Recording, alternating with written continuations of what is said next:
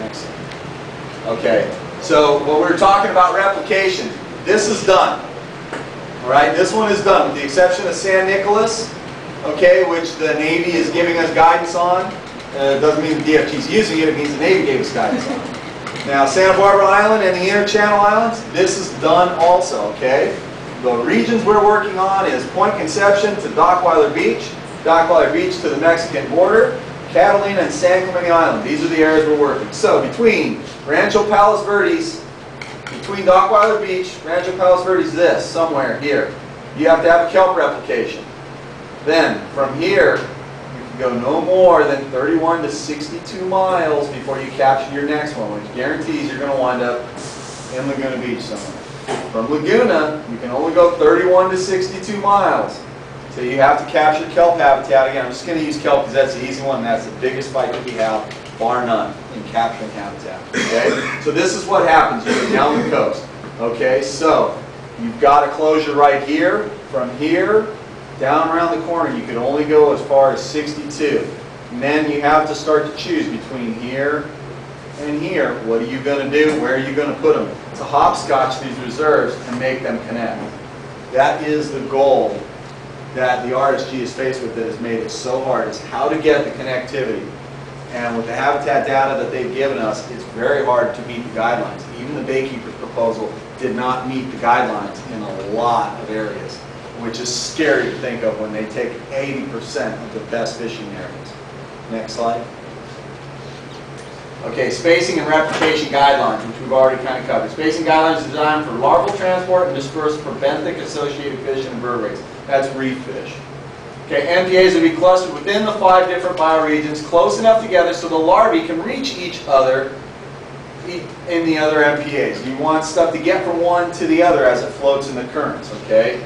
The SAT consensus for spacing is for them to be between 31 and 62 miles apart for connectivity. MPAs closer than 31 miles automatically meet the goal of designing a network of MPAs. If they're 31 miles or closer, you can't miss, is what they're saying. Of course not. You've just taken everything, but that's besides the point. MPAs should represent all pertinent habitat from each bioregion, and there should be some replication within each bioregion of each pertinent habitat to help create a network as possible. Some habitat can't be grabbed. We don't have enough nearshore deep rock to make the guidelines if you took the whole coast. We do not have enough deep water canyons with that kind of rock. It's actually very, very limited where we have deep water rock really close to shore. We get some stuff out to 150, 250 feet of water, but they're asking for rock down very deep.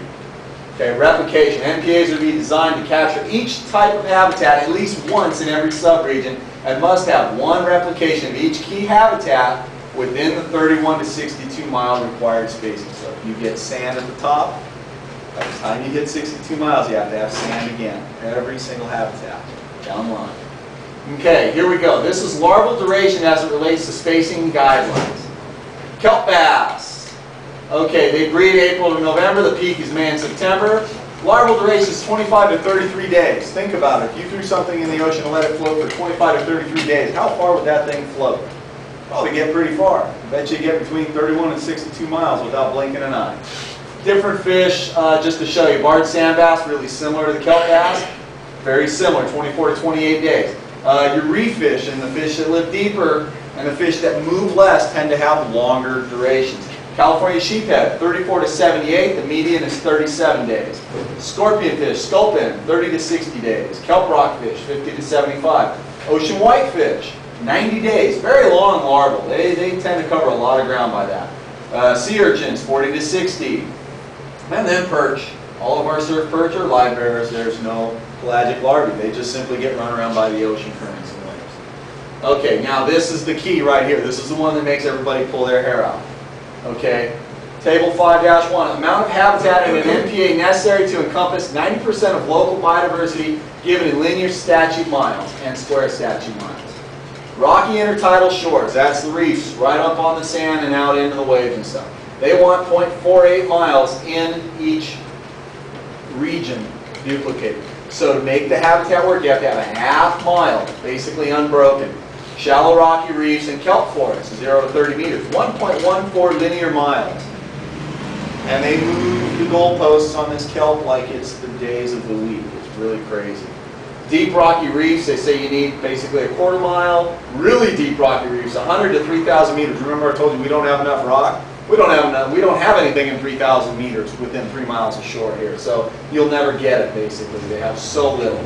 Sandy beaches, they want 1.14, soft bottom 1.1, soft bottom out at 30 to 100 meters is 2.25. Soft bottom total, 8 square miles. So you have to have a reserve with 8 square miles of sand in it, mud, every 31 to 62 miles. And estuarine habitats, 0.12 square miles, 77 acres, wetlands. Next.